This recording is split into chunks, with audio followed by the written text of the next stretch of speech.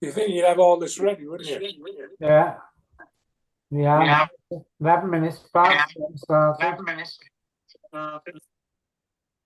The reason why I don't have all this ready is so that we can talk bollocks at the beginning without it being going out live on air. And I've just actually said bollocks on YouTube. Thanks a lot. Yes. So what? It's 7-Eleven. There used to be a shop in Barry called the 7-Eleven, exactly where the co-op, which me and Richard were talking about. And there's this co-op building in Barry, which was went up in flames in 1923, which was a building that had been there for about 20-30 years.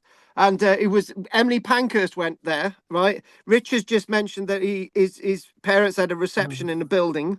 And there was a building called the 7-Eleven. There was a shop called the 7-Eleven. I could never work out what they did, Richard, because they were never open.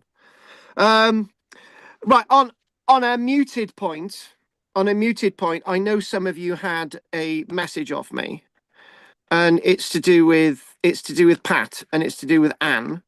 So the first thing with Anne, I don't know why, but she paid for the next 2 months of the class in January and February, knowing full well that she's not going to be joining us because she can't see the screen. So very generous of her, I must admit. But so that's a bit sad about Anne. But the other one that's really sadder is that I was out in one of the woodlands that we manage around here, and I had a text off Pat that was which said my husband's terminal cancer, and for once I didn't chase her money subs, because I had this message in December and she went quiet, and her husband was diagnosed with having terminal cancer, pancreatic cancer, on the 21st of December. So her Christmas was screwed up. And so I spoke to Pat. I'm not really sure we're going to be seeing her again, because she's going to be dealing with her husband, and then apparently her husband might have months. And I know Pat. But Pat's been with us for 16 years. So she's going to be really in a mess for quite some time. And I just want what I've decided to do, because as she's been with us so long, I'm just going to send her the class notes to her until she says stop, to give her something to read. So it's quite sad. That's why I had to look at the desk. So it is sad, because it's like I sort of knew that I would be getting to the point that people are going to be not with me. And on the Tuesday group, we've lost, we've had 4 people pass away in the past 3 years, and you've got to deal with this. So I thought I'd let you know that. And I did, on another note, I did get those 2 other emails off you, Goff, about the cave painting, but I'm going to do that next week. So that's my bit of news. I wanted to tell you that. So let's just see if there's any news from Bill. I'm still absorbing the news about Margam Park and the so-called Roman site, Carl. On the other side, I'm helping with a book, a new book for our society on the education in the Llanelli Valley. Does that include the Welsh Knot? Yeah, everything, So I'm busy with that at the moment. I'm hoping to publish in a few months' time. I'm helping with the 200-year anniversary of the town as well. So they are busy at the moment, but not too busy to attend your courses every Wednesday. I really appreciate that, Bill. It really appreciate it. I want to say 2 things. The one thing, I was actually thinking of you the other day whilst I was with the sheep. But before that, but before that, I was hoping that I was wrong about the Margam thing, right? And until I had loads of messages off people saying, well, I've metal detected there. And then somebody said, well, I was working there in the 1960s. Somebody else was saying, I know the site you're talking about. And I just thought, Bill, I wanted to be wrong. In what respect? Now it is there, isn't it? No, I wanted to be wrong in what I was saying. I just Oh, I thought, see. I actually thought, okay, mate. But and I had all these people saying, you're right, and I just thought, oh God, right. So yeah, it's not good when you're looking at what they're saying is a complete fabrication, and it was known about for years, and so on, and you're getting people confirming that more. I had loads of people saying it, and it's just, oh, I was metal detecting there last week, I got photographs, and yeah, great. Anyway, the other thing I was thinking about, Bill, was that I've had to go through box loads of records for Archaeology Cymru and so on, and the amount of stuff that I've had to get rid of, because we just don't have storage space. Obviously, we're keeping a certain amount of stuff, so you must get that problem with the with your history society, Bill. It's obviously not as, you have one meeting a month and you have little trips and stuff, and you've got the membership, but that over the decades that it's been going, where how do you make a choice whether this stuff is saved or not? Because you can't save everything, can you? What do you get rid of? Well, as an archivist, that's always a moot point and a difficult decision sometimes. Generally speaking, the golden rule is if it's unpublished, it's important, you file it, you archive it. If it's published material, it's not so important because it's out there in the public domain already. But we've got our archives over the last 35 years in a large cabinet in the local history room in my state library. And basically, it's full now. Yeah. On the bottom shelf, there's a little bit of room, but not much. So it's getting more and more difficult, to find room. So that's the situation I'm in at the moment. So there's going to come a time in the next year, I think, when everything's going to be full, and I've got to decide what to do with all this information. But that's for the future. But it's not an easy decision. And that's the whole point of history and archaeology. What do you keep and what don't you keep? And it's like, regrettably, I had a whole file of stuff. I'll tell you this. I had a whole file of stuff of somebody who'd done some research on a potential Roman fort in Llanelli, right? And none of this research was ours. None of it was confirmed. It was maps. And I slung it. Yeah. And I've had to make decisions like that, and I've come back and I think, did I do the right thing? And I thought, well, if the guy didn't publish this stuff and it's not my stuff, and I've got to make decisions like that, and it's just unfortunate. Yeah. So anything from you, Goff? We got really deep. There's been a deep start, Goff, on this. Can you lighten the load, please? Lighten the load? No, I haven't got anything apart from the 2 articles I sent you over the last week. Yeah. Okay.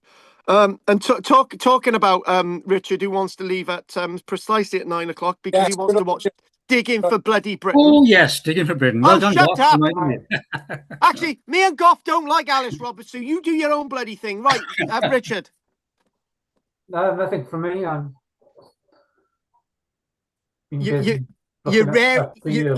you're raring to go at the bit, right? Yeah, okay. So it's that's doing my head in, Richard, about the book, but I've got to get through it. Yeah, go on. 9 o'clock is a good time for me personally, because after that time I'm not, I've got too much information in my head. I can't take it in. It's a waste of time. It's just so 2 hours is perfect for me personally. Okay, fair enough. We all done 20 minutes then. Anyway, right. So here we go. Right. So last night, we looked at. It was just a little bit of a mention about a basilica that was architecturally influenced by Vitruvius. We've got a burial at the site of a nuclear power station. I want us to look at a couple of other bits and pieces, but what I've got is a load of information about the landscape that looks at Julius Caesar's invasion. And as ever, it completely conflicts with everything that we did 2 weeks ago, which is great. But it conflicts with it in such a way that we're able to focus on the archaeology a bit more. And Bill, you know, I Yep. said earlier on, I'd been with my sheep, Yeah. and I was thinking of you. It's with my sheep we start off with tonight, to be honest. Right, so let's start off with my sheeps. And Bill, you can see some of my sheep, and I'll name them for you. But there is a reason for looking at my sheep tonight. So yes, there is a sheep that I do fondle in the field, but that's between me and her. Right, so we got all of these things to look at, right? And if I can get to where we want to start, sheep's wool. However, we actually sell sheep's wool. I've sold another fleece today, and we've just sold out. So I'm going to be really busy. And Bill, if you want to come down and help me shear 21 sheep in the summer, well, in April, please come down, Bill. Right. So Okay. I was one person last night was thinking, wow, that's quite a real big thing that you've just told us. And if I want to sort of paraphrase what the big thing is, it's to do with the evidence or lack of evidence concerning Julius Caesar's forts, marching camps, or whatever he had in 55 or 54 BC. And it starts off with a clod of earth. Now, I have been digging holes in the ground for the past 40 years, yeah, and I've watched a lot of stuff, I've read a lot of stuff, I've seen a lot of images, and I've done a lot of work myself. And it got me thinking deeply. A question that you don't hear archaeologists talking about. Sods of earth. Now, whenever you see an episode of Time Team and they're excavating a marching camp, what you do see is top and tail sods of earth to create a bank. So they start off with saying, we've dug a ditch and we've created the bank. But that's not correct. You build the bank first and you cut sods of earth to create the bank. Now, the sods of earth are top and tailed. It's like a checkerboard pattern. You'd have sun side up, alongside it, sun side down, sun side up, sun side down, and that would then create a bank. Got it? You understand what I'm talking about. But there's one problem with all of this. The grass, to be able to do that, has to look like this. It has to be gnawed away by sheep. It has to be grazed by sheep. Cattle do not do this with the ground, right? They churn it up, they damage the ground. So what I'm talking about is if you're creating these banks, a palisade, an encampment, an earthwork, you've got to cut the sods first, and you can only cut sods that are perfect like this if the grass has been eaten away by the sheep. Now, whenever you look at these cross sections of these banks, they are perfectly cut sods in the Roman period, but they are perfectly cut sods in the Roman period from the invasion after AD 43, not from before that. And what does this tell you? This tells you that as the Romans are marching across Britain in AD 43, there's extensive grazing by sheep, not goats, not cattle, not elephants. Is perfectly grazed by sheep. So therefore, they find areas that have been extensively grazed by sheep. It's flat. It's perfect for putting up your tent. Bill, you know full well you cannot put up a tent in a field with loads of molehills and all the rest of it. Don't work, right? To create a perfect camp, you need a perfect mown area, right? You don't need a carry-on film to tell us that. So that means there's no absence in evidence. We know that where the Romans are putting their marching camps in after AD 43, they're putting them in areas that have been extensively being grazed by sheep. This is what's going on Neath Common, Bill. This is what's going on Landridnod Common, Goff. This is what's going on where you see loads of marching camps, because they are perfect marching camps. They are perfectly made using sods of earth. Now, Then somebody said last night, they said, Carl, have you got any experience of this from an experimental perspective, Carl? And I said, yes, I do. Margam Park. Bill, when we were excavating our Roman road at Margam Park, I decided to get everybody to stack the sods of earth if we were creating an embankment for a Roman camp, right? We did top and tailed, right? So we could actually put the sods of earth back on top of the road that we were actually excavating. Yeah, that's what we did. We never actually did return the sods of earth because we discussed that at Margam and what happened with my project at Margam and so on. So experimentally, it does work. You can create a perfect bank. And then, and only then, do you, by the way, that's a Shetland sheep, which is not a sheep that would have been around in the Roman period. Now, and then, and only then, that's Michelle's sheep, and only then do you actually dig the ditch. And then you cut a few sods of earth. Those sods of earth go back on the embankment, and that soil itself goes behind the embankment. This is what we see in the archaeology. This is what we see in the cross sections of Roman marching camps, right? It's clear. We know that's established, but archaeologists don't discuss this. What archaeologists say, they go into a field, right? And they what the Romans do, they create an earthworks, an encampment, right? They dig a ditch around it, and all those sods are perfect. No, it doesn't work like that. You've got to be in an area which is being mown like this by the sheep. Now, that sheep itself is actually a Borere sheep. She is only one of 240 on the planet of breeding Borere pedigree U sheep, right? And she is extremely rare. And all our sheep have got names because they're pedigree names. And there's no tags in this sheep's ear because they are pertinent to our land, right? The other ones that have come from elsewhere have got tags. Anyway, so that sheep itself is actually a Shetland sheep. And that is a cross sheep. But the whole point, the reason why I wanted to tell you this is that explains so much about the encampments and earthworks that we're not finding associated with Julius Caesar, with his supposed conquest and invasions of 55 and 54 BC. Because we don't find this evidence, because the grass wasn't being kept down by sheep. It's probably that the landscape was quite wildy, cattle grazing, the odd goat here and there, but we're not finding the forts and marching camps that we see in later periods after AD 43, because by AD 43, Britain's being extensively grazed by sheep. That is, well, that's proven by what I've been telling you, right? So we don't see them in the time of Julius Caesar. Just under 100 years later, we actually see them in AD 43. Now, so what is the solution? What is the solution to all of this?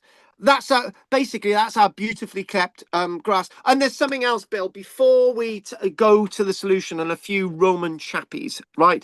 I used to you said it last week, Bill. Why is it always Bill tonight? But anyway, Bill mentioned there's a reconstruction of Roman villa, and this was the Lulligston in Kent, and he said, why are they comparing that with Margam? He's right. But the one thing you didn't mention, Bill, right, which you could have had a good point, why is the grass always well kept with Roman villa courtyards and stuff in Roman era Britain? And it's simply because the Romans didn't go around with little miniature scissors that I used to think, or they didn't have little miniature shears, or the dagging shears that I used to shear my sheep that have been used for over 3,000 years, right?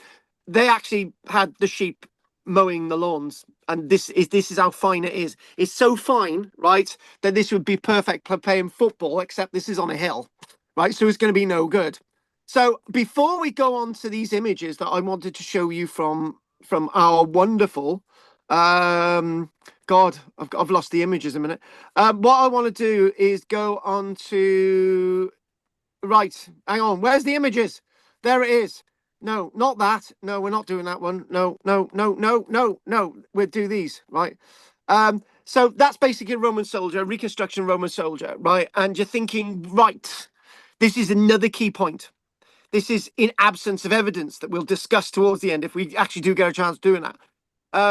the Roman soldiers carried all their stuff with them. Every single thing was accountable, right? So if you got 200-300 men marching across the landscape, right, with no carts, no wagons, a couple of people on cavalry, which are the centurions, and a couple of officers, a couple of outlining cavalry going in the front and on the wings and behind, right? Other than that, you're carrying everything with you, right? And I know this looks like a butch, chubby Roman, right? But that's what's important on the back, right? Those two stakes, right? Now, basically, you can create a defense, a small palisade with those two stakes crossed, those two spike stakes crossed, right? That creates a temporary protection overnight. And this is the thing. I think, right, whether you want to agree with me or not, right? If you're going to carry all that as a Roman soldier, right, it's unlikely you're going to be losing any of that. If you did lose some of that, you wouldn't be able to replace it. So it's likely that you're not going to leave much behind. Your sword might break, and you would have somebody forging to make you a new sword. You need all those bits. But it's unlikely that any Roman soldier is going to lose much on a march. Their stuff would be well tied onto them. And that's a really key point. This is probably why we're not finding much in the way of archaeological evidence. So there was an archaeological site at Pennacoica, which I've mentioned in Romans in South Wales. And I remember thinking, wow, this is a scheduled ancient monument of Pennacoica near Pontypridd. And it was like, well, I used to think you're going to find lots of bits of pottery and loads of all bits and bobs. The site of Pennacoica was probably used over a few weeks, right, and then abandoned, right? The forts that we're talking about in regards to Julius Caesar were probably only used for about a night, because Julius Caesar, with the two operations, was probably only in Britain for a few weeks, right? So if he's going to go anywhere. And the other thing as well is that I did start to think, I really did, that if you're going to build a temporary earthworks, right, with the sods of earth, and it's the summer months, it's not going to take you much to put all those sods of earth back. You're just gonna right, lads, right. Couple of you now, right. We're gonna put all the sods of earth back, right? However, that's not going to happen because we've already said that Julius Caesar's invasion was up against a very worldy landscape without the said sods of earth in the first place. So what we are going back to is just using these two stakes. But with the invasions that we're talking about after AD 43, we are talking about the sods of earth scenario because we do have those grazing sheep. And if the troops want to put those sods of earth back into the ground within the original template, they can. So there might be missing Roman forts all over the landscape after AD 43, but we're not doing AD 43. Let's focus on this. So what I want us to do now is Goff is dead right. I do fill these classes in with lots and lots of information, right? So what I'd like to do next is I would like to pad our minds out a little bit more, and I would like to go to some images that wonderful Henry has provided us, right? Away from my field, looking at this. Now, he's gone to Valletta in wonderful Malta. And that's where he is. When he said he's 1,000 miles away from us, that's what he was saying. Now, he sent me a load of images as he does, right?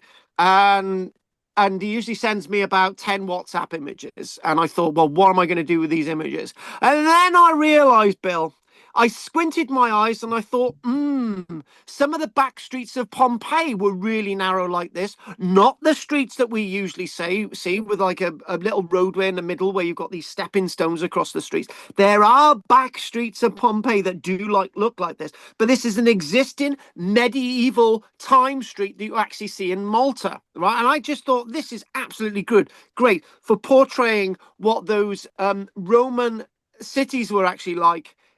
In the likes of Italy, in the likes of Greece, and so on. This is like the template you're looking at, those tight, crowded landscapes. To be honest with you, if you were on a main street, you need a cart.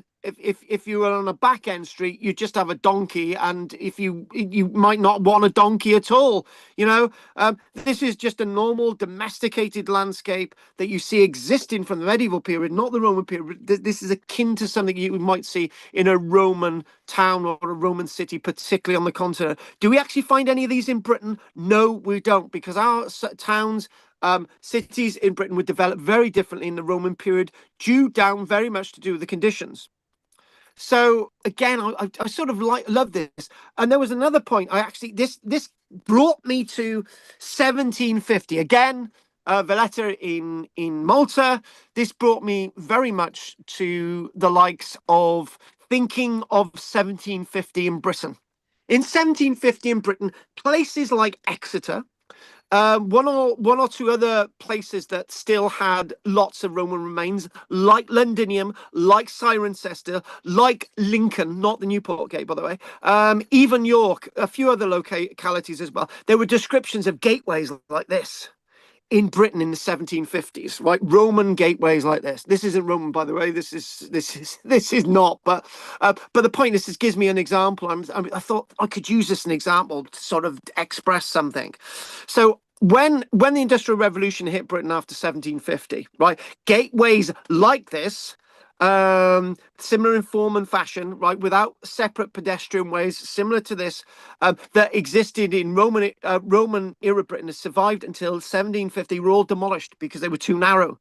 And they were too narrow to have any carts and anything going through, and most of them wholesale were demolished. So between 1750 and 1800, that's the period that we lost most of our really nice gatehouses that once existed in Britain, including a nice example that I can refer to in Lincoln, and a couple that I can refer to in Exeter, right?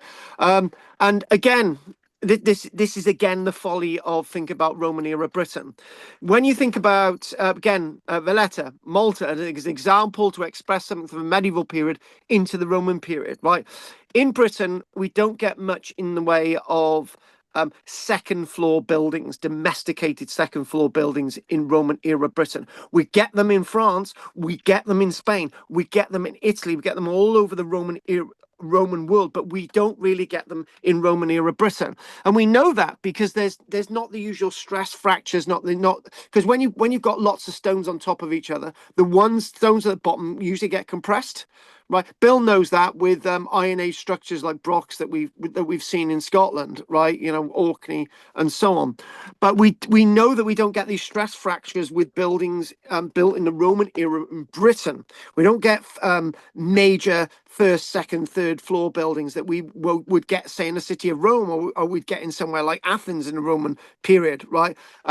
Because again, this might express something from the medieval period that may, except for the balustrades, that may have existed in a Roman world, but not in Roman era Britain. But one thing that is really, really nice, Bill no doubt has been to the Roman wall at Caerwent, and again, this is Malta.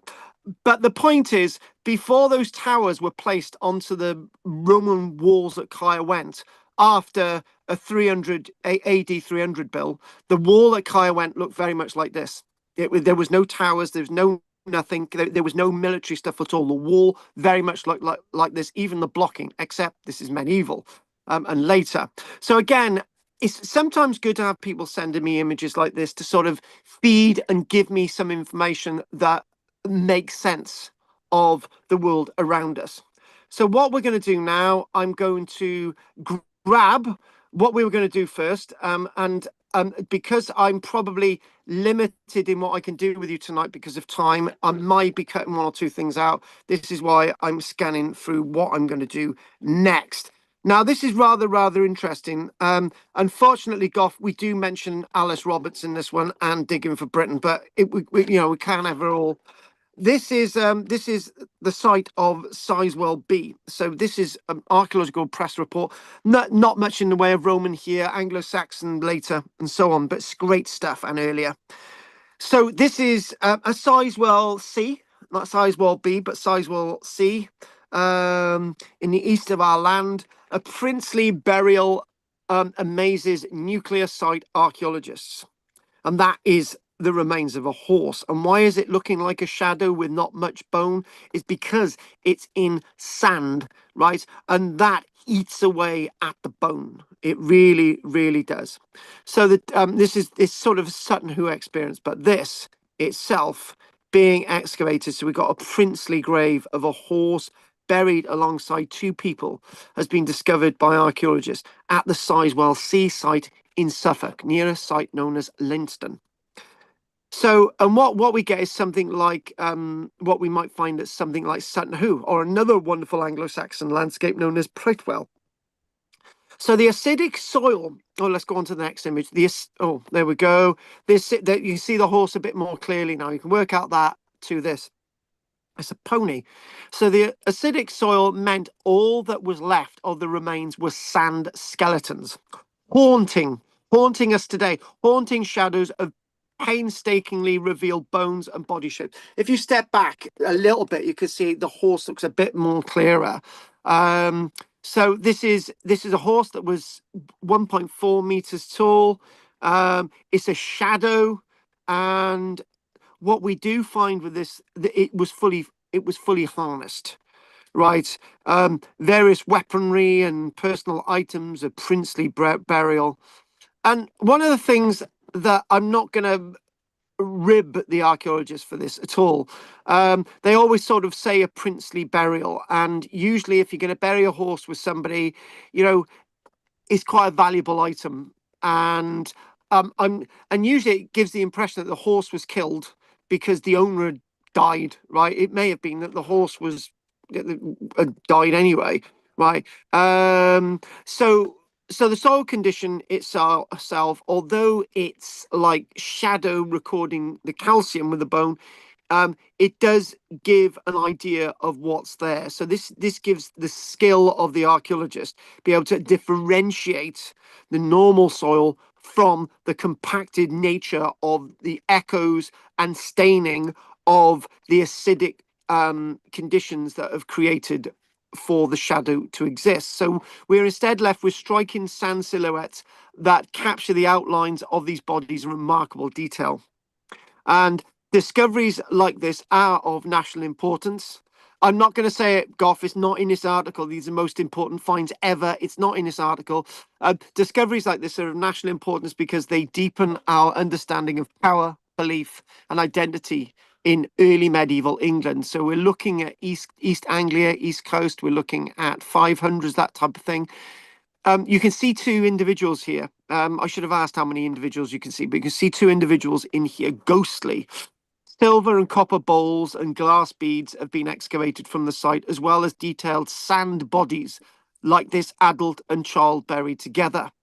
There's 11 of these Anglo-Saxon burials within a landscape dated from the 500 years.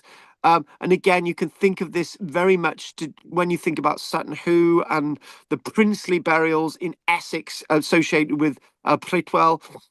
And what they've done with this is that they've got a 4-mile long link road for Sizewell Sea. So what they're doing, they're excavating in that width of archaeology, and they're not excavating the entire landscape. They don't need to, but we're just getting a sample. It makes you wonder. You find these things, and it makes me give the statement as I did last night. So if I asked any of you, which I'm not going to do because some people really give a silly answer, if I'm gonna ask how much of Britain is built on today, people come up from anything between 90% all the way down to 10%, right? So the latest surveys of how much Britain's built on is about 5%. Amazingly enough, only 5% is built upon, right? So then you think, how much of the archaeology in Britain have we examined, right? And I'm not going to say 5%. I'm not going to say 1%. I'm going to say more like between 0.1 and under 0.5% of the entire British landscape have we examined, right? So this one body represents a tiny fraction of the archaeology that's out there, and naturally we'll continue to find these things. Silver, copper bowls and glass beads, but naturally archaeology itself is is something that is really much underfunded, and we've got to deal with silly things like metal detect enthusiasts coming into our offices asking us to identify stuff. I've had stuff myself recently, people wanting me to identify stuff for them, and I said no, I don't get paid for this, right? I don't get paid to identify stuff for a hobby that you're doing, right? We've got enough to keep us going, and when we look at something like this, an intact ladder, I remember that a while back, this must have been in COVID, and that was a long time ago, COVID, guys, 5 years ago. So when in COVID, I think we had a lecture and we looked at ladders, right? And one of the things was, where's evidence of the earliest ladders in the world? And I think we come up with some ladder evidence in some caves in Spain, ladder evidence of caves in Egypt, right? And this is an Iron Age ladder that's been found really recently, made of oak. And do you know what, right? Yeah, you could just, Bill, let's just sort of get on that ladder. You know, it'd probably fall apart, but you know, that's an Iron Age ladder. I love things like that because they're just like so neutral, right? Loads of stuff being found, 200 archaeologists being paid, finding anything from burials to ladders to coins, archaeological sites, 200 archaeologists involved, even sort of medieval pilgrims badges. And this is part, I think this is part of a Digging for Britain episode as well. I think it's already come and gone. And also that it goes back to 40,000-year-old Neanderthal hand axe that they actually found on the site. And I remember one person saying last night, they said, well, Karl, they said something about the Neanderthals, and I said, look, you know, we're finding so much about the Neanderthals now that sort of tells us that the Neanderthals certainly didn't die out. They interbred with us. They were finally more intelligent, right? So if people turn around and start to say, you know, the Neanderthals become extinct, it's not possible, because it would have meant that other hominids would have had to hunt them down all the way across the planet, right? And they certainly didn't do that. So again, this things like this, colloderns from Sizewell C, and wonderful archaeology that's being found out there. Now I don't know who did this. And last night, what I said to everybody, we got little bits of archaeology, and then what we do, we go into sort of a big chunk of Julius Caesar, which we're still going to do. Now, do I have the image of where this is? Hang on a minute, just go back to there. We're going to look at this now, and we're going to go to where is it? Not Pegwell Bay. I'll find it in a minute. I'm dancing back and forth. We're going to go to a place now, which is, we're just going to go briefly. I don't know who sent me this, but somebody sent me this.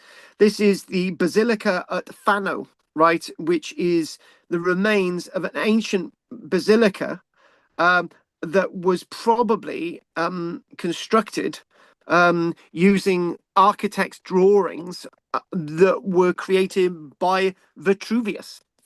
Right, and there is Vitruvius. So there's Vitruvius's sort of man. Vitruvius is man. Again, Leonardo da Vinci used that as well. But Vitruvius, he was this great architect, right? And we've yet again found a piece of archaeology that links with a famous person. And let's look at that archaeology just briefly. Just try and understand that. Here we go, just briefly.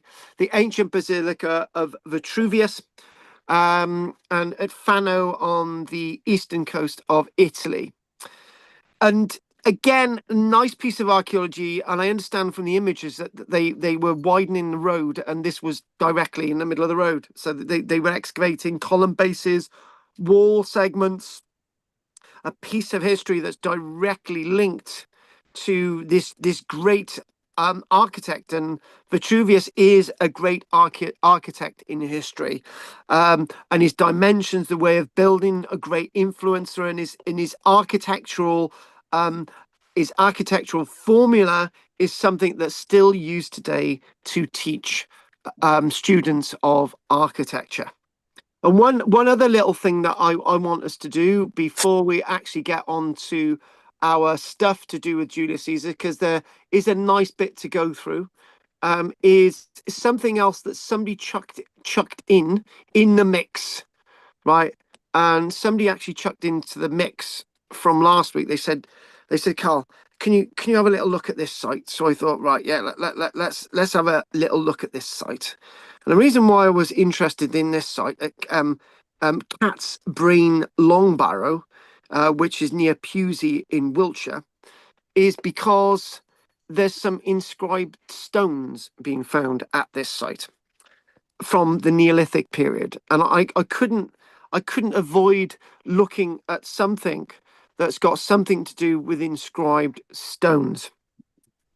And what it is, that at this site they found the lots of little bits of chalk blocks decorated with deliberately created depressions and incised lines. And I just thought, wow, that's really, really interesting, because it got me thinking of when I was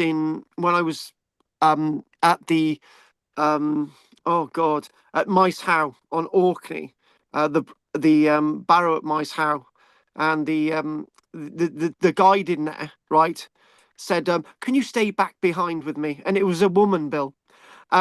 She said, can you stay back behind with me? I did, and she said, I've got something to show you. And I got very excited, Bill. So she took me around the corner and she showed me something, Bill. She showed me these marks carved into the stone, and she said, we don't show these to many people. They were carvings in the stone that were Neolithic carvings, and she said that we're starting to think that these carvings might actually be form of a writing in the Neolithic period. Right, I got really excited with that.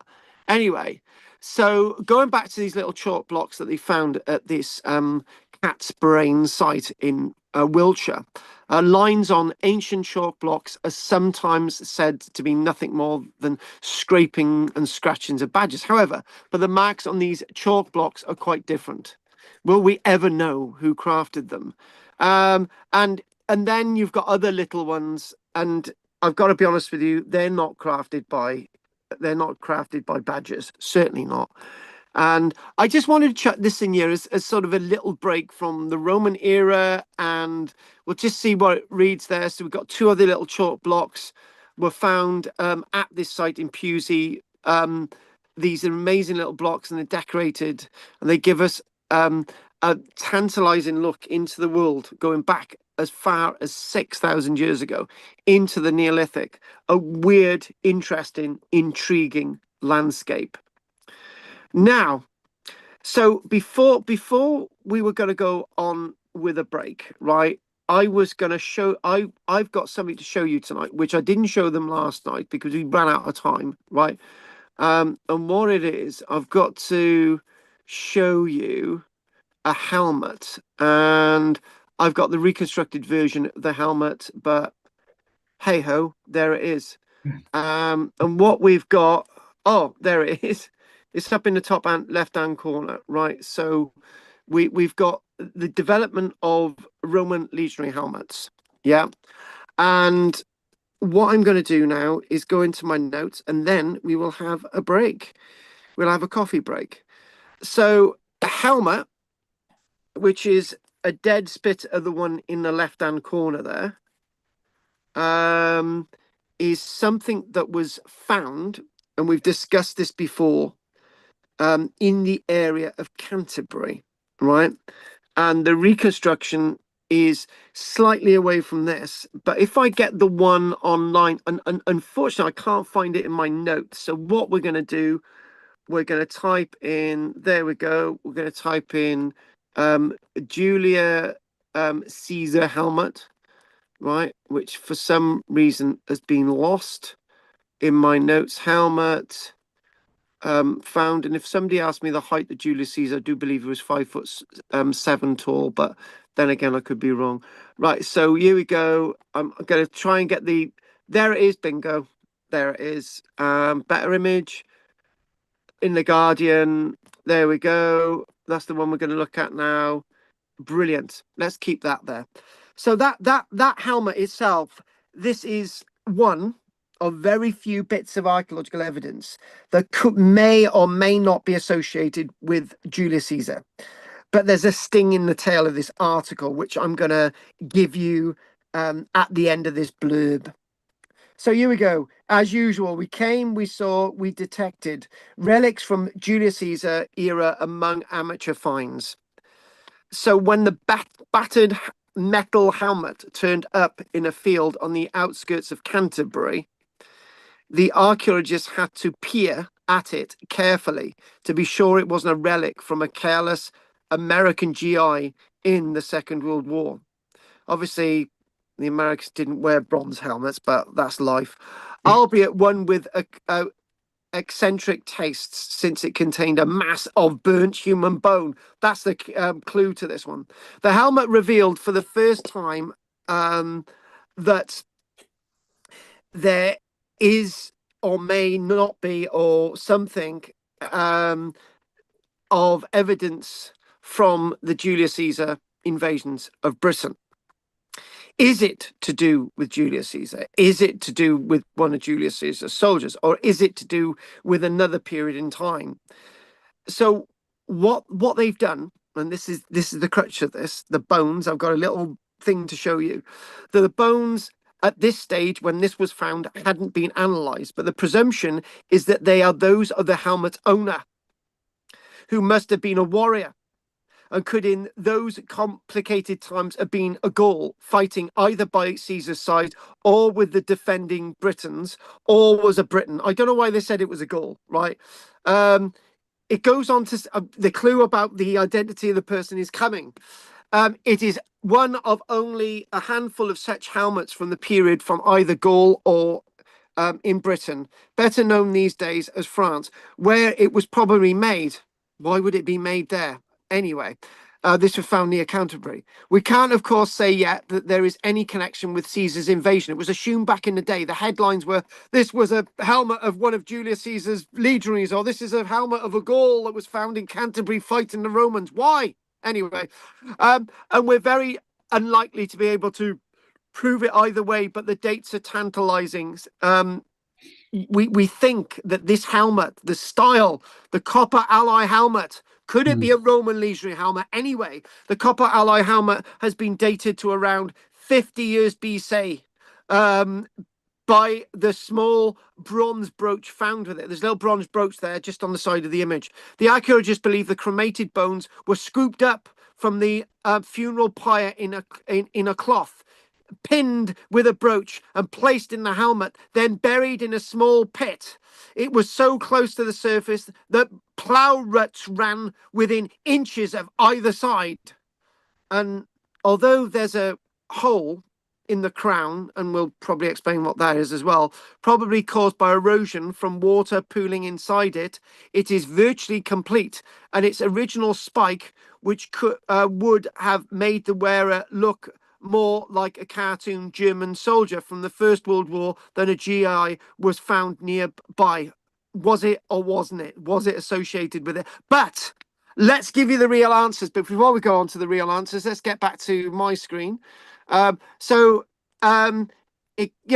saying that a spike like something like that was found, right? Was that actually associated with a helmet, or was it something else? Let's presume it's associated with a helmet. Or did it look like this? Right, and it didn't have a spike on it, and it was to do with another helmet. But let's go on to the analysed piece of archaeology, which is going to be, hang on, there.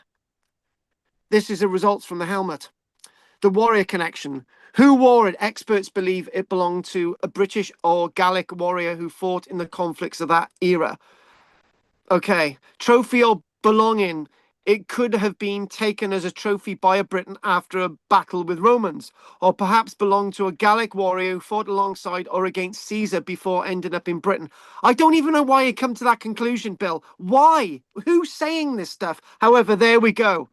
There we go. Analysis of the remains suggest the helmet, you could say call it as an urn at that stage, held the bones of a woman, possibly a fierce warrior like Boudica, adding to the intrigue. So in other words, basically the bits of bone that was left after the cremation was actually belonging to a woman And then you're thinking, hang on a minute, that conflicts with why would there be in a helmet? You know, what's the goal thing, right? So in other words, sometimes when a piece of archaeology is found, right, people go absolute nuts, and they make a lot of presumption, right? But whatever way, it could have been something like this. It could have been Roman. It could have been native British. It could have been whatever. But eventually we work out that the bones, the bits of cremated bone that remain in a bag, in the hat, something that was like this was actually belonging to a woman. And Bill, female warrior back around 50 years BC, sounds good to me. On that note, we're going to get on to Julius Caesar directly after the break. We'll have a 10-minute break. I do believe we've done pretty well. It's 8:01. So I've been blithering on for 50 minutes, right? So we're going to have a 10-minute break. But before that, let's see if there's any questions. I bet the bottom dollar Bill's got something to say. Go on, Bill. Marching camps. They always confuse me. Whatever you do with stakes or build a rampart, you're not going to stop anyone hopping over the earth embankment. Can I just stop you there? Have you and the reason why I'm going to stop you there in your tracks, Bill, straight away, is that when you look at any campaigns from the Battle of Sedgemoor onwards to the Napoleonic War, you hear the British or whoever soldiers making a picket fence out of little bits of wood that were crossed like that, which wasn't good enough to stop anybody, but it was a boundary, right? That's the point, which would be patrolled, right? That's what we're talking about. Okay. You know, that's what we're talking about, Bill. We're Yeah. not talking about we're talking about it. No, it wouldn't stop anyone, Bill. Who said it was going to stop anyone? It's just a boundary. It's just that sense of a boundary. They're out there, they're in here. And Bill, if you can remember a few years ago, we were talking about the sense of space. Now, yesterday I planted a load of trees, right? And I can remember where I planted the trees. I thought, hang on a minute. I've created an area of trees in this space of trees that I've planted. It's an area. It's a domain. And I just thought that made me think about this. And when this thing was being constructed, right? I can remember talking about standing inside this where you've got timber posts and then you've got outside. So you're creating something inside and creating something outside. These timber posts wouldn't have stopped anyone running. But that's the point. That's the perspective. Bill, you've got your thing to say. I wanted to jump in there with that. Yeah, okay, accept that. Just to something to patrol, to Yes. demarcate the sides, Yes. etc. Yeah, okay, I Yeah. get that. 100%. Right, oh, okay, get that. Right. Oh, I wanted to hear what you were going to say. That was it. Oh, right. Okay. Okay. Fair enough. Right. Okay. Now what we need is something from Goff. Well, I got no questions. That's very good so far. Thank you. Good. Years ago I had somebody. We did something like this, and he was an outspoken person on my Skype class before we came down, and he said, "Oh, I didn't like the first half," and then I thought, "Oh my God." I've just been speaking for an whole hour, and we got to I like the second half though. I thought, oh, thank God for that. It's when you've got people who say, "Oh, I like the first half, but the second half wasn't much good." Right. Anyway, right. Gonna have a cup of tea. Right, Richard, you haven't listened. Go on, Rich, say something. No, all very good. Right, okay. I'm actually going to have a barley cup, so we'll be back at 8:14, boys, girls. Okay. 8:14.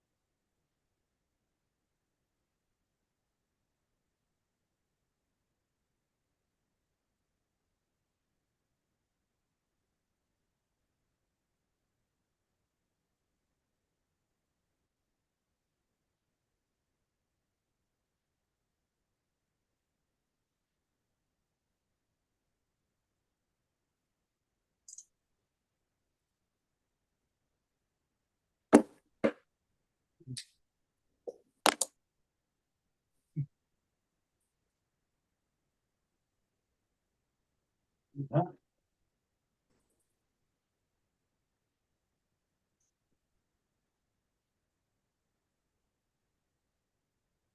the hell are these bloody things? What they bloody are, actually?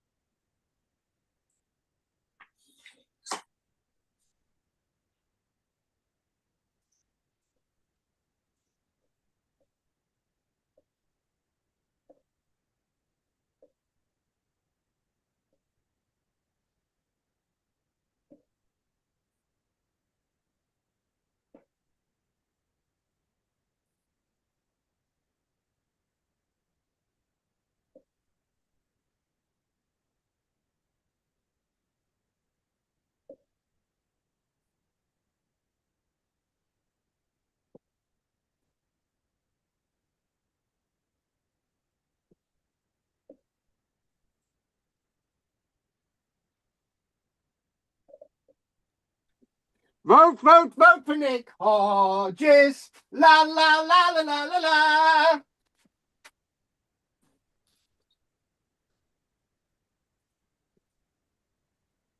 Oh, you're going out canvassing with Nick Hodges, you are, Rich?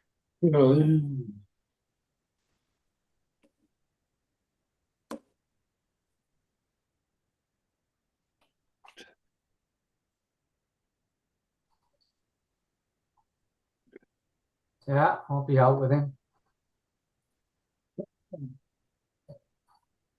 Right, I'm back. Well, I heard you and Shirley are close. Let's go. Hang on, I gotta give the cat some bloody food. Hang on.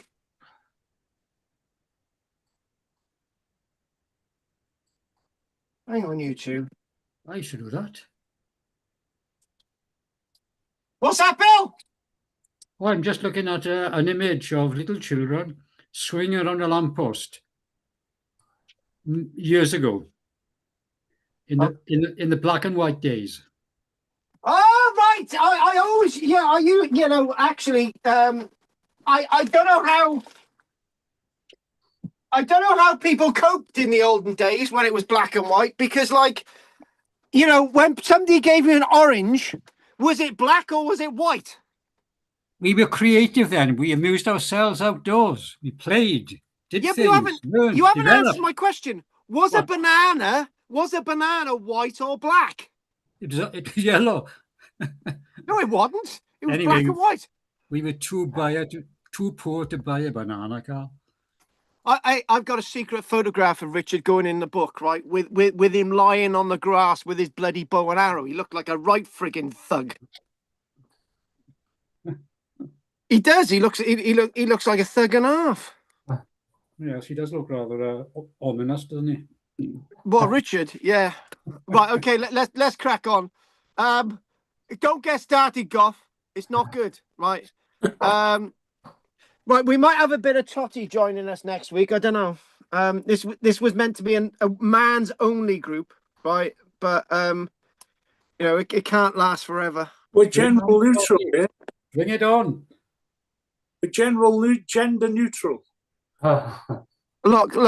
Just say it as it is. There's nothing wrong with a bit of Totty, okay? That's very misogynistic. You mustn't say that.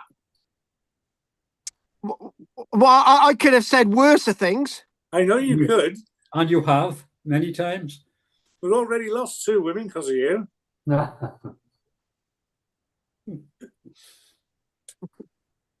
Anyway, back at the ranch. Yeah, let's get on with it. Back at the ranch. Back at the ranch. I'm Julius just. Caesar, yeah, let's get on with it. He's good, our Julius Caesar. I know him personally. But... Do you know him personally? Right. Let's just get. No. Yeah. I knew somebody called Bell End. Anyway, let's just crack on. Right. Do you know nobody ever reads the bibliography in books? I've deliberately put some names of things in the bibliography of the next book, and I'm just going to wonder if anyone actually spots them. Sorry, Richard. Right, okay then. So let's just get on to the next bit. So we got the next bit is looking at masturbates. Here we go. So this is the next thing. Some of this you've already heard, but some of it conflicts with everything that we've already done. So what counts as archaeological evidence for Julius Caesar? Not statues of Lloyd George. To link archaeology to 55-54 BC, we need at least one of a secure date from roughly 55-54 BC. There you go. On the 14th of August is fine. You haven't got that. Hang on a minute. I'm doing this, not you, you fairy. Oh, by the way, Bill, this is give insults time. Yeah, I'm getting my own back because when we went to Orkney, on one of the occasions there was a sign that said the words TWATT. I was stood by the sign and they were taking I was taking a photograph and they were all pointing at me. True. Taking the piss as well, they said. Yeah, thanks, Bill. Thanks, Bill. So Roman military material. Is the helmet enough? No, right? But it can't just be Roman era material, right? Next, 3, a site type that matches Caesar's description: logistics, fleet, shipguarding, landscape. Right, next. Hang on. Oh, hang on. What's happened now? Hang on there. I lost it all then. I don't know. Bill, are you actually on the screen now? Right, there we go. Right. A site type that matches Caesar's described logistics. Right. Oh, we've already done that. Sorry. And next, the other thing here, a landscape reconstruction that matches his narrative. Now that's really, really important because usually when people think about archaeological landscapes, right, they always see an archaeological landscape from the present day and they project the present day into the past, which is not good. So a good example of that is, for example, when me and Bill have been to Skara Brae 3 times together, hand in hand, I do believe, Bill. And then when you go to Skara Brae, for example, they talk about the reconstructed landscape, right? So one minute they're saying in 1850 Skara Brae was discovered after a storm. And they say that some of the buildings were eroded into the sea. And then you're left with 8 buildings. And then they do a reconstruction of the village of 8 buildings. And me and Bill are looking at each other saying, hang on a minute, there was another 6 buildings. Why isn't this not in the reconstruction? We've also been told that there are other buildings that haven't been excavated. Why are these not in the reconstruction? Right. So the problem with that is when what people see now is what they think the past was like, which is not the way to look at archaeology. And that's exactly the way they've looked at Julius Caesar, how the landscape looks today. And they've tried to navigate the landscape today to see how that landscape worked in the past, which is completely wrong. It dumbfounds what the archaeological evidence should be or shouldn't be. So this is what we're doing now. So the other week we looked at, for example, the strongest candidate was Ebbsfleet, Pegwell Bay. This is the closest thing we have to boots on the ground. Right, so there you go, Pegwell Bay. Right, to give you an idea, there's Pegwell Bay, there's Pegwell Bay, there's Pegwell Bay. Now, guys, right, I have said that the bay at Pegwell Bay was much bigger in the past, right? And obviously, in the Roman period, it looked like this. Did it? There's something wrong with what you've been taught, and there's something wrong with what I've been taught. There's something really wrong with the actual landscape. Yeah. So there's been a ditch found by Leicester University, the University of Leicester, which is, I'm actually educated. That was one of my first universities, right? I've done 2 universities. Leicester University taught me some of the stuff that we're doing now. And this Leicester University, all the way from Leicester, excavating in Kent, right? So they found a single piece of physical archaeological evidence, a large defensive ditch. Now, hang on a minute. Hang on. At the beginning of this session today, Carl was saying that Julius Caesar's army didn't need any sign of ditches because they couldn't create ditches. They didn't need to create ditches, and they moved from one night to the next. But the ditch that we're talking about at Pegwell Bay, Ebbsfleet, is a different type of ditch, right? It's actually the ditch that was constructed to protect people repairing the fleet, not Julius Caesar's marching army. There's 2 differences there. We're not talking about any defenses or not defenses being created for Julius Caesar's marching army as he marches off to the River Thames, which he probably didn't get to. We're talking about the ditch that Julius Caesar, defenses that Julius Caesar describes in his own work, right? And they found a ditch, a sizable ditch, which is not constructed with turfs, by the way. It's just an earthen built ditch, a hole in the ground, and the ditch has been eroded away. But we're looking at that in a short while. So dating evidence, we've got dating evidence at this site of roughly somewhere 60, 70, 50, somewhere around BC, right? Not precise. And they found some Roman weaponry evidence. So let's look at that. They found the evidence of a pilum, right? And they found the tip of the pilum, right? The end tip. Now, this is an Ermine Street guard. This is probably Bill, dressed up in Ermine Street guard uniform, practicing at Killian Amphitheatre, right? And the end tip, known as the pilum, the Roman javelin, Romans usually carry 2 of these, right? The tip was found. Now, it's likely that this could have been thrown, it could have been lost, job done, right? Now, we had this bit of an argument last night. It said, Carl, why didn't you show us this evidence? Why didn't you discuss this? Right? It was Margaret last night. She said, is the ditch similar to this ditch? These ditches that were found associated with Roman military evidence associated with Elysee, and the Roman military evidence associated with the Gauls in France. No, our ditch is a really different type of ditch. What makes this ditch different? Well, look how far it is away from the sea, but the sea itself was a lot closer because there's been a lot of change within the landscape. There's been more change in the landscape than I care to admit at this stage. We're going to look at an image that breaks everything that we've been taught about Julius Caesar, but crack on, right?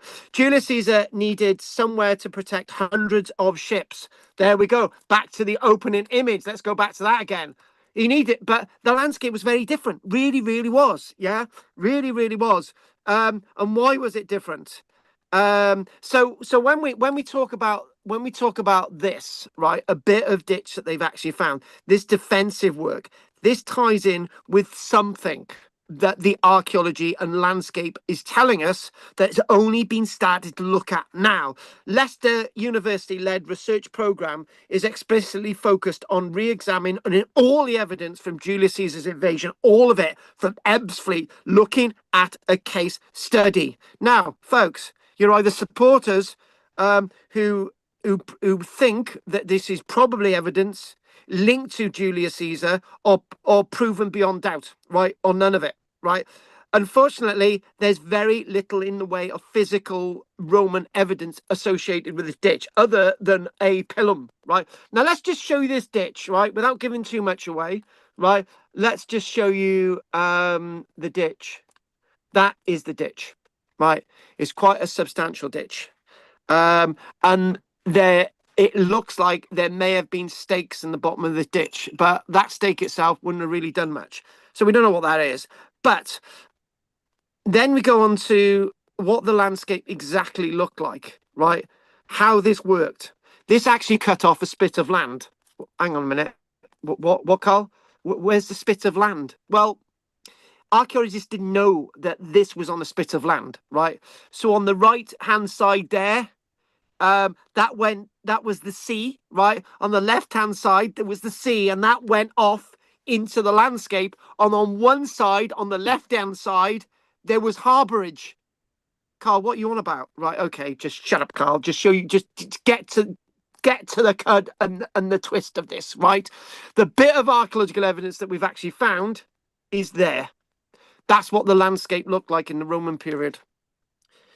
There was a massive bugger of a watercourse between the Isle of Thanet and the left-hand side and the rest of Kent, right? Now I'm gonna say it as it is, right? And don't laugh, right? I've given guided walks in Barry and had people who've lived in Barry all their lives and tourists, and I've said, now we're gonna go to Barry Island, right? And they're saying, right, that's nice. And then I'm talking about Barry Island being a proper island, and they say, we didn't know Barry Island was an island. I said, you've lived here all your life. You didn't know Barry Island was an island. Oh, well, and I had this other person once from Kent. The Isle of Thanet was never an island, was it? It bloody was in the Roman period. The reason why it's called the Isle of Thanet is because it was an island. And the problem is, it doesn't look like anything like this today. That's the Ebbsfleet Peninsula. That is where the Roman sort of defences were. It cut off the peninsula, right? That's where the ditch is, and that's what's changed, right? Now, something I did mention last night, and I really don't have as much time as I wanted tonight. I got half an hour to put this across, which I probably will do. I don't know if any of you have been with me in a field which is between, let me get this right, between Ueni and Ogmore, right? There's this weird thing between the Ueni and the Ogmore River. It cuts it off. There's an earthwork between the two, so it cuts the two rivers off. So and that is similar to this thing at Ebbsfleet, right? But you can see that. You can't see the one at Ebbsfleet because the bank's gone, right? So the landscape geomorphology evidence that supports the Pegwell Bay model. So this is basically the powerful piece of evidence. Everything within this Roman landscape, as you can see it now, this is the Roman landscape, not the landscape today, the Roman landscape. The black stuff is land, and the yellow stuff is not. It's basically, most times, that's water, right? The sound, the Wansum Channel, the sound there. Now, and obviously, the Ebbsfleet Peninsula, Goff will know all about that. That means that everything beyond that peninsula is protected from a southwesterly wind, right? Now, we still haven't done the Roman text, which we've got to do, but I needed to show you all this. So the interpretation relies on reconstruction, the ancient Thanet landscape, the geography, the topography from what was there in the past, and not the existing landscape today, which is the mistake always made, right? We always make this mistake. Bill, I'm going to go off on a tangent, right? None of you were at this lecture, but we had in 2013, Archaeology Cymru had a conference. It was a hall in Wenvo, right? It was a fairly good conference, right? We had this farmer called Storm Norman Jenkins. He's a farmer that owns Talivan Farm, which I think you've met with me, Bill. This nutty farmer who's off his head, right? And he gave this talk, Storm Norman, right? And he was talking away, right? And he said he's got a mate in West Wales, right? Okay, fair enough. And he said he's got this mate in West Wales who were approached by these archaeologists, right? Who said that on a hill where his mate owns, there's these earthworks that are the shape of a cross, right? And And basically, the archaeologist went to the farmer and said, these earthworks, shape of a cross, right? They indicate unusually shaped Bronze Age barrows, and we want to excavate them. And the farmer said, why? And he said, well, these are important bits of archaeological evidence. And the farmer said, but, and the archaeologist said, that's what they are. They're Bronze Age. They're a specific type of archaeology we want to excavate. And the farmer said, all right, then, go ahead and excavate it, he said, right? Anyway, so Norman was there that day, right? And the archaeologists were excavating it, right? And they put a cross section through this cross-shaped mound, which was about 1.5 meters high, right? All the way around. It was a cross, and it was basically, I think the dimensions were about 5 meters by 5 meters, right? Anyway, so the archaeologists were excavating, and they came to a glass bottle at the bottom. And at that point, the farmer was there, right? And they said, we've just found a glass bottle. This glass bottle has ended up in the mound because it was dragged there by a badger, right? And the farmer says, I hope you've learnt your lesson, right? I remember putting that bottle there when I built the mound with my dad 50 years ago, right?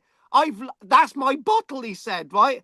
And I know what was in it because I put it there because my dad didn't want me drinking it that day, right? And they basically said that the cross is actually a crude sheepfold, right? So when the sheep are wanting shelter from a southwesterly wind, they go on that side, and because we get northerly winds here as well. So when they want shelter from northerly wind, they go on the south side and all the rest of it. So what the example of that means is that the archaeologists don't learn, right? We just don't learn. What we need to do is look at the landscape as it was in the past, not the landscape now. This is a clear mistake. And it's been isn't it, Richard? Me and Richard have had a really hard journey writing this book where we've made mistakes like that, where we've looked at the landscape and we thought, that's what it should have looked like. This is what it was. And it actually was never looked like that, because we're looking at the landscape today as it was in the past, which is the wrong thing to do.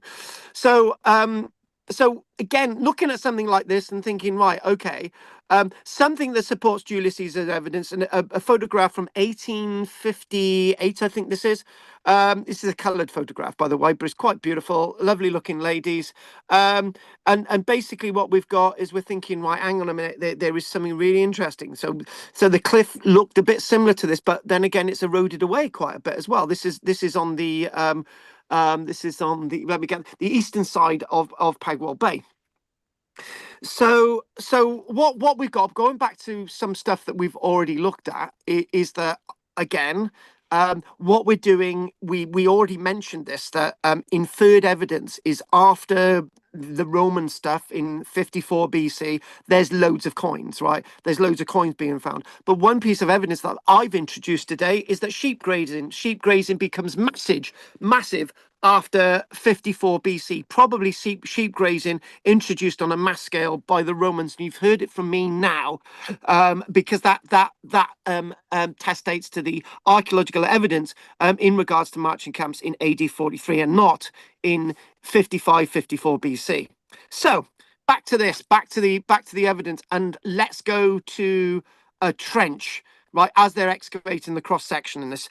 So it's not a contested piece of archaeological evidence. It's just a ditch, right? There's no clear widespread burning layer across this landscape, because we've been looking in the wrong places all along.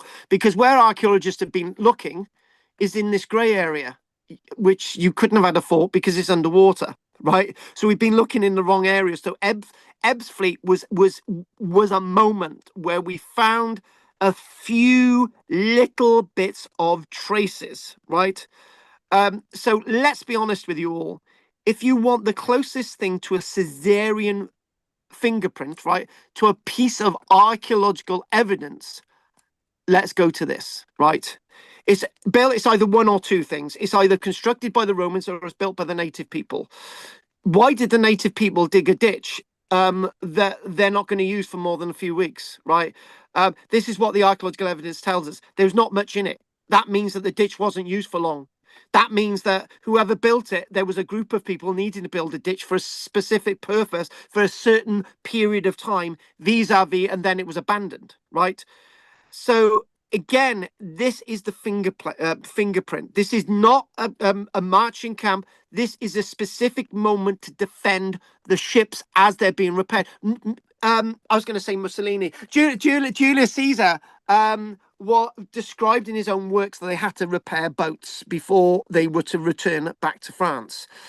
Bits of Roman military material places this exactly contextually. This is not foolproof, but this is enough to keep us going. So again, so what we're thinking about when we go to this aerial view and we look at this. So in other words, this is in a modern landscape, but this piece of archaeology, when you put it in the right landscape, the left and the right is water, right? And then it goes down to a peninsula on the left of the ships, the boats being repaired. And let's look at the boats. So there we go. Nice. Roman Navy. So the literary events, we know only about what's going on to Julius Caesar. That's what we know, right? The ditch that we're talking about, that thing that we've got there to protect the people repairing the boats from any attack, right, is associated possibly to do with the boats, but they could be associated with another Roman era invasion, which was not recorded by anybody between 54 and 43 AD, which I've been talking about. It's not fully identifiable archaeological evidence. We've not found a boat yet, but the evidence is slowly coming to us because we're starting to look differently.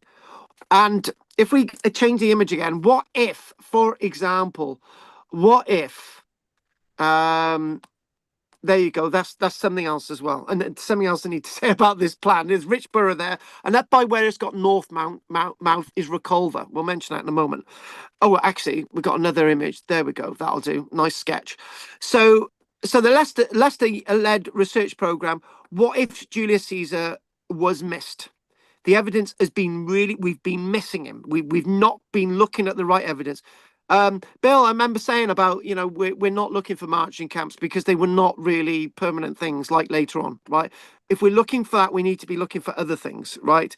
So we've missed the Julius Caesar's archaeology was missed, not because it didn't exist, but because we weren't looking for the right kind of evidence in the right places. I think that's an admission.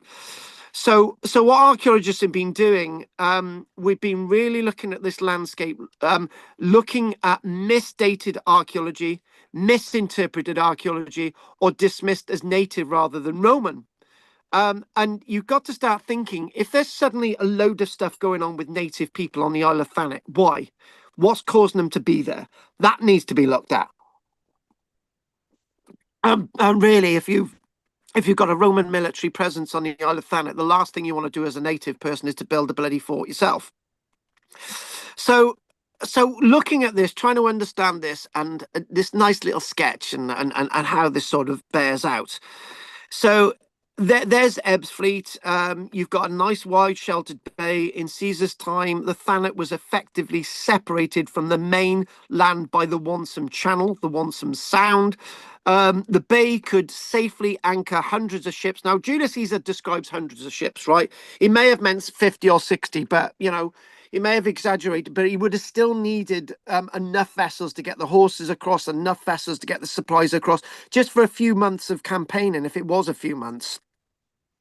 The Ebbsfleet archaeological evidence, going back to this, and we speak about this now, the Ebbsfleet archaeological evidence talks about a protected landing area, a defensible base, and a place to guard his fleet. So he's really interested in guarding the fleet. So large, deliberately cut ditch forming part of a substantial enclosed area or cutting off the spit of land, something. This is not a farmyard, right? This is not for agricultural use. This is for something specific. Material recovered from the ditch indicated the limited material, and limited is interesting. Again, as I say, it's limited because it was used for a short period of time. If it was a mixed amount of material, it was used for a long period of time and not necessarily associated with Julius Caesar. So we've got evidence roughly 70, roughly 40 years BC somewhere that's not been precisely dated, but it could precisely date from 55 BC. Unfortunately, radiocarbon dating isn't precisely accurate on the knob. So pottery consisted with sort of late Iron Age stuff they found in there and early Roman stuff. So this is again squarely within Julius Caesar's timeline, right? Was it backfilled? Was it deliberately backfilled? It may have actually been deliberately backfilled because there's nothing much else in there other than the period that we're talking about. So that's really, really good, right? So what we're looking for, why this matters archaeologically, key. The differences between one set of archaeologists and another set. Roman military archaeology usually relies upon stone forts like Recolva, like Richborough that are in this landscape. Dover, the lighthouses there. Long-term occupation, right? This isn't a stone fort. This isn't long-term occupation. This isn't repeated building. This is exactly what we're looking for. Short, seasonal, tactical, not administrative landscapes. So the Leicester University Archaeological Department, which I was part of once, the Leicester team argues that we should expect empiric, ephemeral military features, which are basically brief and slight. Earthworks used briefly and then abandoned. That's what we're seeing. But we've got one piece of evidence, but it's substantial evidence. Sites vulnerable to erosion and later disturbance. Now, it's not been destroyed. It's still with us. The Ebbs fleet thing fits with this pattern, right? So what we've got to do as archaeologists, we've shifted, thinking about all of this stuff, think about the dramatics and the and all these things.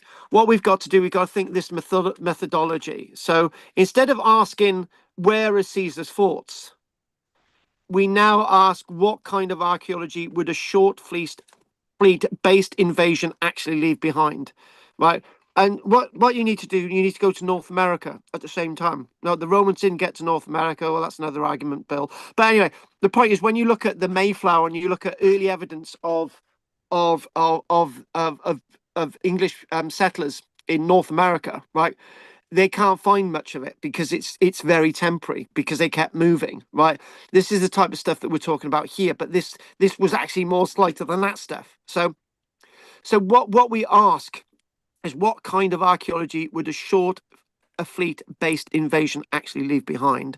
So again, we're not really thinking about this. Right, they didn't leave this behind. Archaeologists have been looking for things like this, but they're not going to find them. Right, this is not temporary. This is there for a few weeks or months. Right, we need to think away from looking like this. Right, that's what we're looking, Bill. That's our temporary sites, but this is different from what we've got at Ebbsfleet. Right, what we've got at Ebbsfleet is something much wider, ditch. It's banking, something very temporary that was used for a few periods of weeks. So we're not looking for something like this. So going again back to our wonderful back to the wonderful image of the archaeology. Again, where is it? There it is. This is great. That's you, Bill, there. So again, there's going to be small quantities of military material. Because the Roman soldiers, I said ages ago, the Roman soldiers are not going to leave much behind because everything they got is really precious. They probably purchased most of that stuff. They weren't given it by the Roman military. They had to purchase that stuff. So they're not going to leave much behind, right? Nobody's going to compensate them, right? Strategic positioning rather than urban foundations. So academic caution, crucially, the researchers do not claim, I do not claim, Leicester University do not claim that this is Julius Caesar's camp beyond any doubt. We haven't, unless we've got something saying Julius Caesar was here, or we've got a load of Roman coins that were brand new and buried by somebody with a load of Roman soulless and hobnailed shoes, right? We can't be, but this is the best fit currently known of the archaeological evidence. It fits in with the Caesar text. It fits in with Roman military practice. It fits in with the reconstruction of the ancient geography, right? And again, going back to that wonderful landscape that we're actually seeing, and where Black Patches Dog has actually joined us, talking about dodecahedrons, which we'll talk about maybe at the end. So let's just look at this and let's just speak this out. So the Leicester-led research program represents the most serious attempt yet to test Julius Caesar's invasions archaeologically. by focusing on Ebbsfleet, just that one area, and the ancient Pegwell Bay landscape, it frames the question from why is there no evidence to what kind of evidence should we expect from a short Roman expedition. And something there's nobody's questioned me on at all, right, is I've mentioned the River Medway, right, which is a lot further away from us towards the Thames, right? There's 2 points.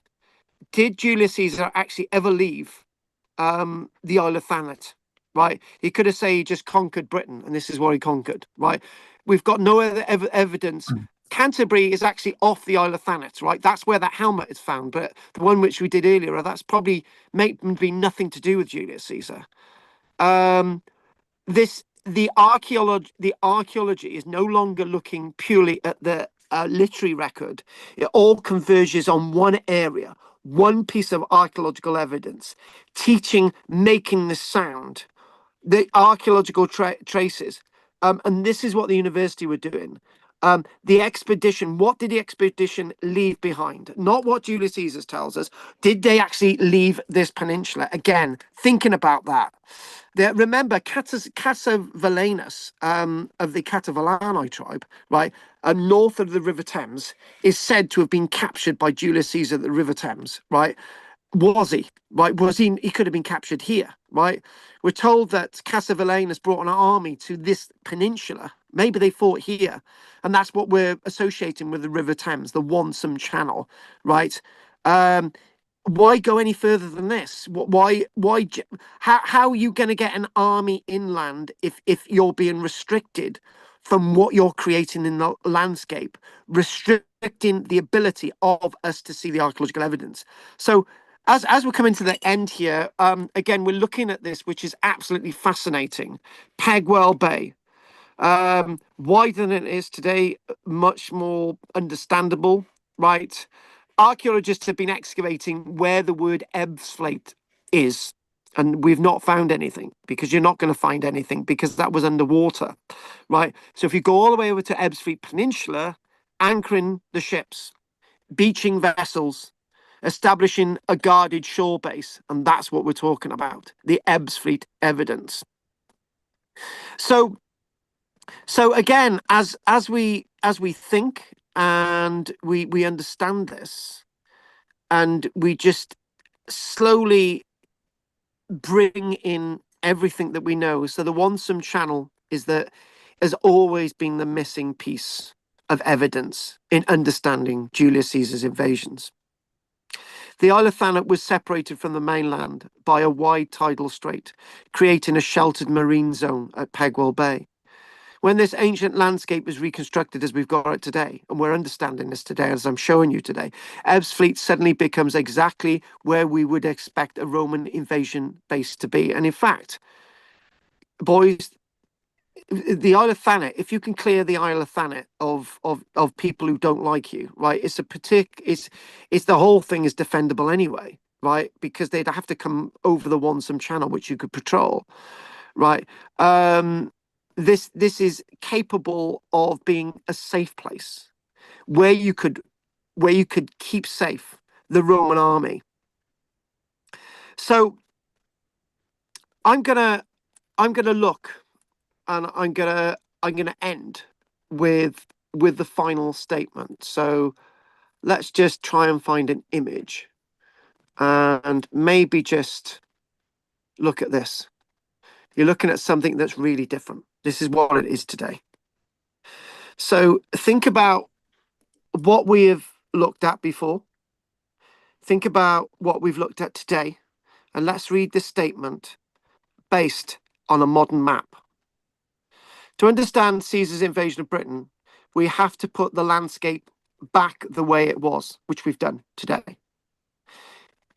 In around the middle part of the 50s BC, the Isle of Thanet was separated from the mainland Kent by the Wansum Channel, a wide tidal strait linking the North Sea to the English Channel. I don't really know if it was completely inundated with water all the time or it was tidal, a bit like the way Barry Island was with Barry, where you've got sound and the water moving away, and you've got a rise of tide there, 12 meters. Don't have the same here, but tidal, how tidal? It would be very muddy. This created a large sheltered marine zone at Pegwell Bay, ideal for anchoring a Roman invasion fleet. The site at Ebbs Fleet, now inland, would originally have sat right beside the shoreline. Again, let's just go to that image, Ebbs Fleet, right? That's, that's sort of inland. It's landlocked, but it's very different. So we've only just found this now because we've been looking in the wrong place. Archaeology here reveals large defensive earthworks, and they haven't worked it all out, which is a shame, right? Which we could go back and do that. Exactly the kind of temporary base a short Roman expedition would need to protect their fleet. This approach, developed by researchers at the University of Leicester, doesn't try to force proof of Julius Caesar. Instead, it asks a better question. What kind of evidence would a brief invasion actually leave behind? If this is not the evidence, let's find it, because it's there. When text, landscape, and archaeology combined, Ebbs Fleet becomes the strongest candidate yet for Julius Caesar's landing zone.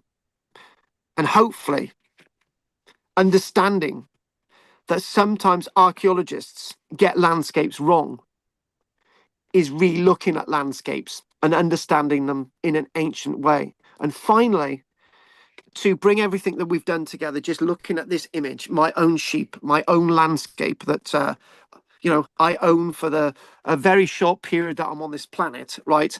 That landscape that you're looking at was completely different 300 years ago. Categorically different. Everything was different there. Underneath those sheep is something very, very special, right? Which I know what's there, and I'm the only archaeologist that does. But one day I'll tell you all. That landscape itself had different hedges, had different trees, had different buildings, had everything.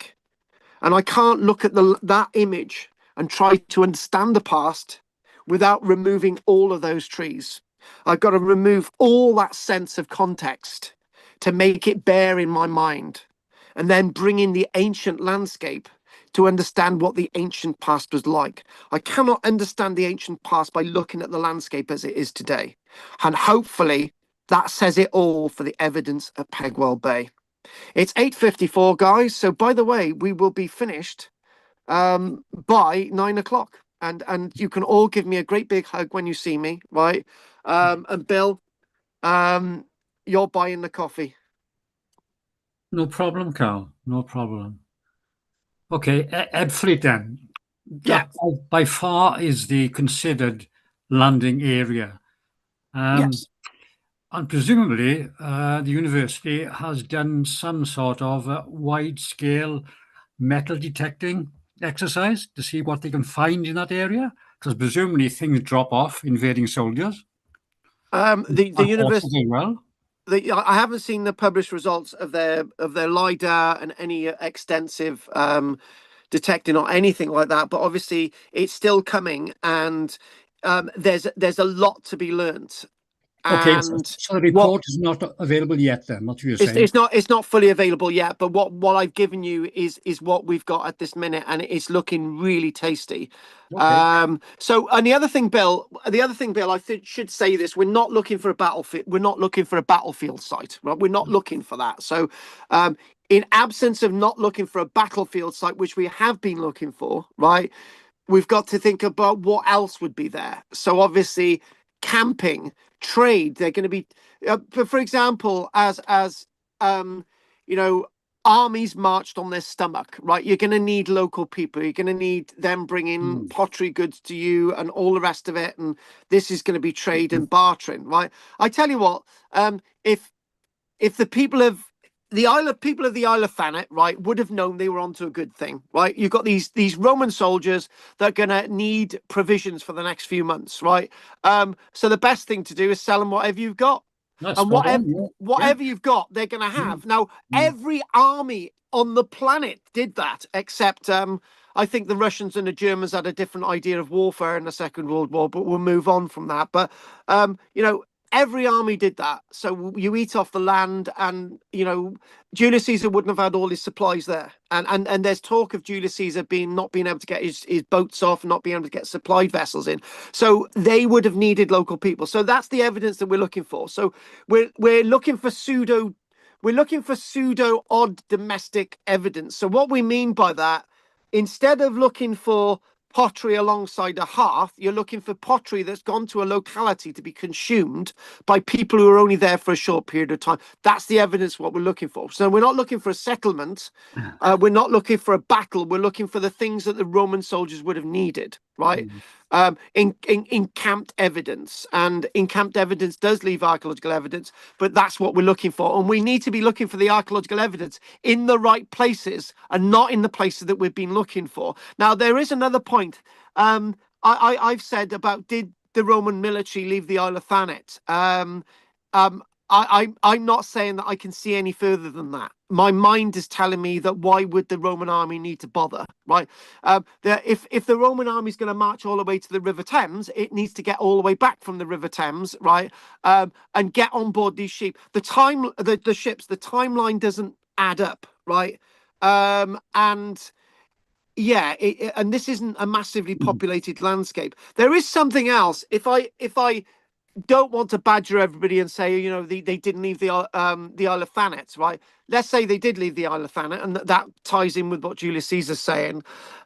Why don't we actually have any of Julius Caesar's marching camps in any way, shape, or form? Well, Bill, there were lots of abandoned Iron Age hill forts which had been abandoned a decade before the Romans. Well, it makes perfect sense for the Romans to move into an abandoned hill fort. We get that in Mardi, where we've got evidence of an Iron Age fort at Mardi, that we've actually got extensive Roman occupation there. But the Romans didn't build it. The Iron Age people built it. The Romans just reoccupied something that had been there before. Typical thing. So we need to look at these places, because why would Julius Caesar need to go through the effort of doing these things when they're already there? It don't make any sense. It makes no sense at all. If it's there, use it. That's what an army does. Yeah, Use what's on the landscape. Build. It's recycling. Like they used existing trackways and roadways. They might have improved them, but they certainly used them. So do we know? My words, yeah. Do we know when the report from Leicester University will be available on this lot, Carl? Do you know what? That's a question I will answer for next week. So I've got basically I'll tell you what things that we've got coming up next week. Other than continuing us through, I've got so Leicester University report on all of this, expand, which I'll get onto for next week. So the one question from Tuesday was there were skeletons found at Pegwell Bay, at that site, which I haven't done tonight, and more about this helmet, right? So that's 3 things for next week. Okay, don't forget, sometime in the future, I have asked before, could we have a sort of a little talk on Ugair at Brecon? There we can do a talk at Ugair. I've already done one of my little minute things on Ugair, but naturally Ugair is one of those things that will come up, but we need to get to that period of where we're at, and it's still logged in then onto your things to do. Yeah, we got loads of things to look at, and I got to be honest with you, I've done my I visited 120 sites on my daily online YouTube video, looking at stone structures in different localities across Britain. There's probably 150 of them altogether, where we got stone masonry structures across Britain. So even if we think about doing that in a larger scale with these classes, we'll have enough to go to keep us going for years. Okay. But some people love Roman stuff. I love Roman stuff, and if you can get into it, then it makes a lot of sense. So thank you for that, Bill. Thank you. Right, Enos, and then Goffus. Yeah, it's just what you've just told us. Just to point out that archaeology is a sort of detective work, isn't it? It's a lot of detective work, and with the changing coastline in the UK, it must be very difficult. As we can see from the Thanet, it's very interesting. Yeah, very good. Thanks.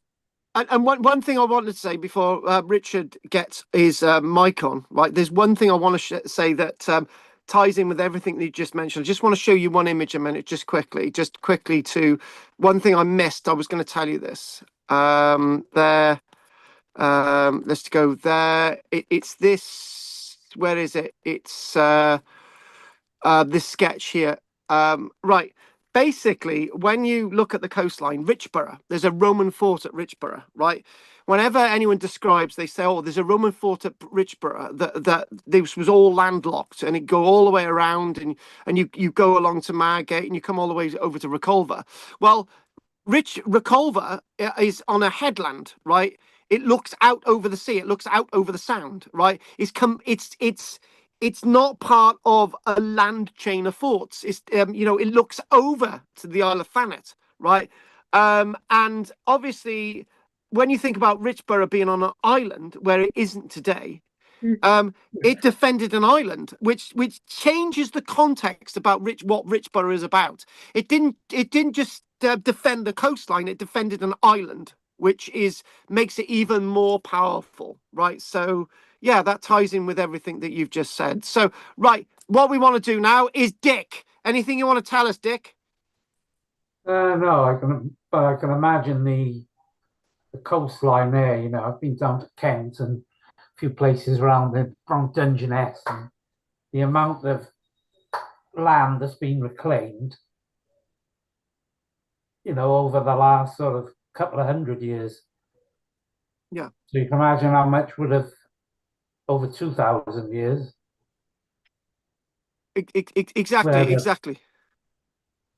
And then you are dead right there, Richard. But as Goff said, well, and that where you're reclaiming land, there's another part of the landscape being eroded away, and this is what we've seen at Reculver. The Roman fort at Reculver has almost gone into the sea. Right, there's very little left of it. So what's happened is where that channel's been reclaimed, the sea is now battering that part of the coastline, right? Instead of going around the Sound. If the Sound hadn't been silted up, Reculver Roman fort would still be there. And a bit of the Richborough site's also being eroded into the sea at the forefront there. So that had a little harbour, which is now gone. So anyway, thank you for that, Richard. Anything you want to say? Anything else anyone wants to say, Rich? No, that's it. Okay, well, it's 9:04. Thank you very much, Richard. It's 9:04. If nobody else has got anything else to say, I'll let you all go. And thank you, Goff. Thank you, Bill and Richard. And if there's nothing else, I'll see you next week. See you. Carl, Bye. cheers, then. Well, No, you three. No, Bye, thank you very everyone. much. so long. Ta-ra. So long. Man in the High Castle next. Night. Night, Goff. Don't bump into Jim. Right, guys. Dodecahedrons. Guys, if you're still there, the one about dodecahedrons is that, again, you're right. The Romans are sort of, it doesn't actually say made in Rome on them, does it? And we don't really know about dodecahedrons. We don't really know about, what, there's lots of things. People think that they're to do with weights and measures, gaming, all sorts of things. A few hundred has been found now. But we've got things like dodecahedrons going all the way back to the Neolithic period, which we call talk stones. We don't know, do we? Anyway, guys, really appreciate you following me today, and hopefully I need to get back away from me bandering on about politics and stuff. But I would like to say thank you very much for following my Roman journey, and anyone who ever wants a copy of my Romans in South Wales book, Romans de Vela Glamorgan, I don't even have any copies anymore. They sold out ages ago. But the 3rd edition of Romans in South Wales is still available. We've still got a few copies there, not many. If you want a copy, just let me know. Don't forget to subscribe and like. If anyone joins my channel, join. You do get extra content. Join. Every penny counts, as Tesco says. If anyone's watched the Tesco van video. When I shave this all off, I'll look completely different again, won't I? Anyway, guys, thank you very much. Diolch yn fawr i chi. Gwelwch chi eto. Look in the chat box now. And I'm going to hide myself under a bushel. Nothing in the chat box 1, nothing in the chat box 2, nothing in the chat box 3, nothing in that 1, 4, 5, 6, 7. Diolch yn fawr i chi am o'r hyd. Nothing in that chat box. Done. Done. Done. Done. Done. Done. Done. Diolch.